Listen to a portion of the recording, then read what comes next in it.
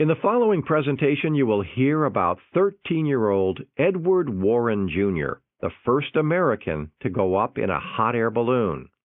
Listen to the presentation and then answer the questions that follow.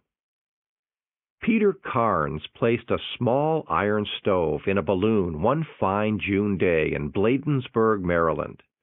He then set fire to the straw and wood inside the stove. Smoky hot air swelled the balloon and sent it up. Carnes had done it.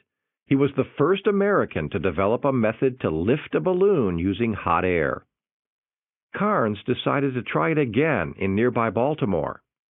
A huge crowd gathered as he launched a tethered balloon, 35 feet wide and 30 feet tall, 200 feet into the air. The crowd yelled and clapped as Carnes sent the balloon up time and again. By late day, the people shouted to send a person into the air. Carnes weighed more than 200 pounds, too heavy for the balloon. Luckily, 13-year-old Edward Warren Jr. stepped forward and exclaimed that he'd go up. The crowd roared as Carnes helped Edward climb into the basket. Hot air from the stove burst upward. The balloon slowly rose. Newspaper reporters described Edward as having the courage of an old voyager. Edward stared at the top of the city and out at the bay in the distance.